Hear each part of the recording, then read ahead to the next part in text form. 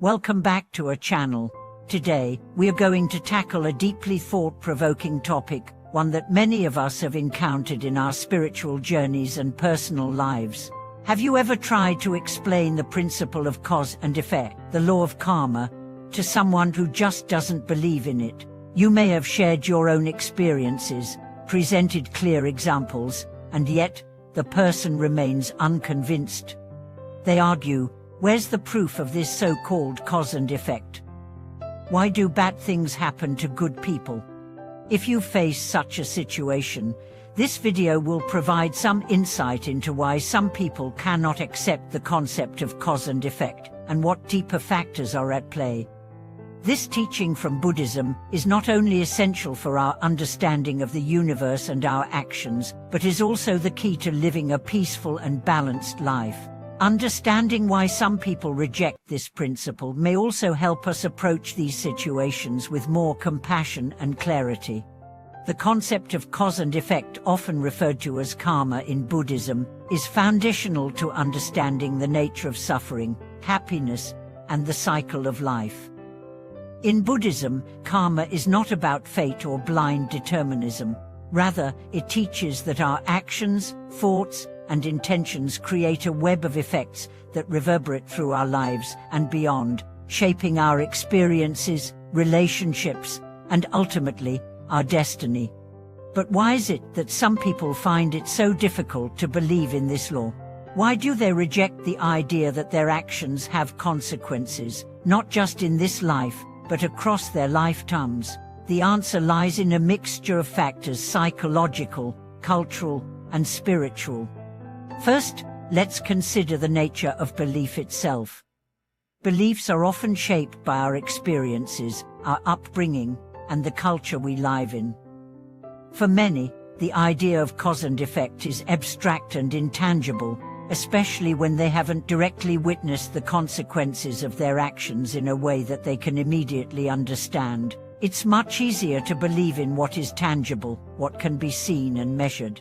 This is why some people dismiss the idea of karma as something mystical or unprovable, something that doesn't fit into their logical, materialistic worldview. Furthermore, in modern society, where instant gratification is so prevalent, the connection between cause and effect often seems delayed or distorted. If someone does something negative today, whether it's lying, being rude, or cheating, it may not seem like anything significant happens right away. They may even get away with it, which reinforces the notion that actions don't always have immediate consequences. This delay or lack of visible results leads many people to conclude that karma is simply a myth or an outdated idea. Another important factor in this disbelief is the ego's attachment to control.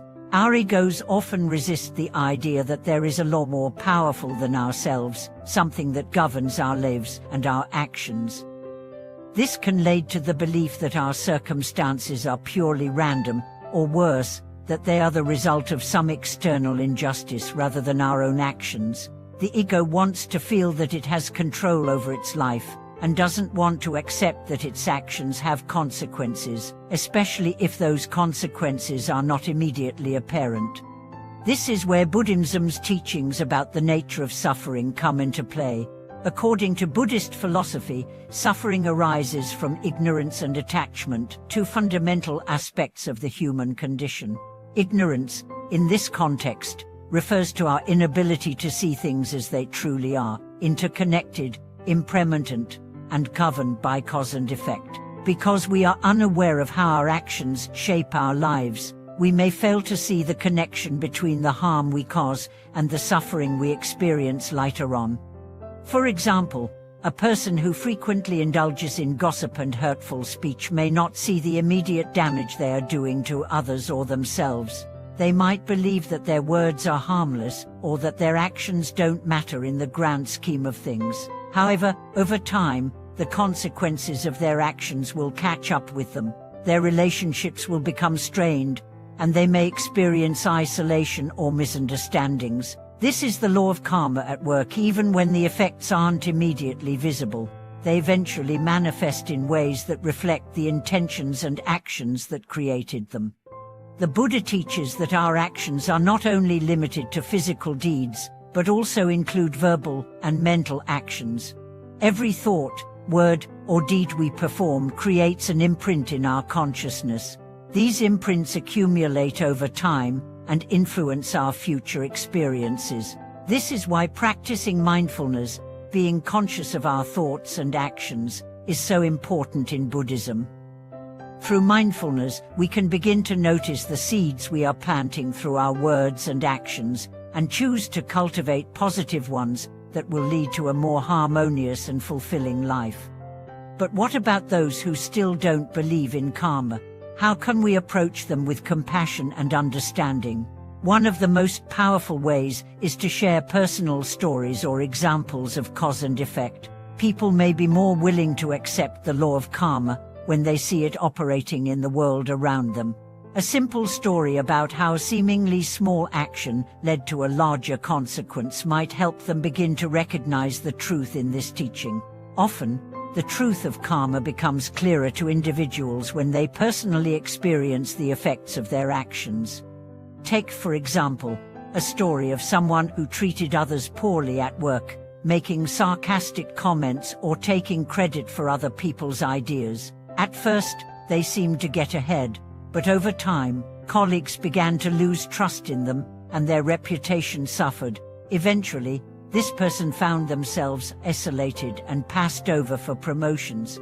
This is an example of how negative actions can accumulate over time, even if they don't immediately lead to consequences. When this person sees the effects of their behavior, they may begin to understand the truth of karma.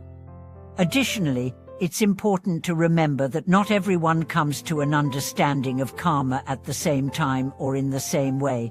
Just as some people take longer to grasp the teachings of Buddhism, others may need more time to see the law of cause and effect in action. For those who are not yet ready to accept it, it's essential to approach them with kindness, patience, and an open heart.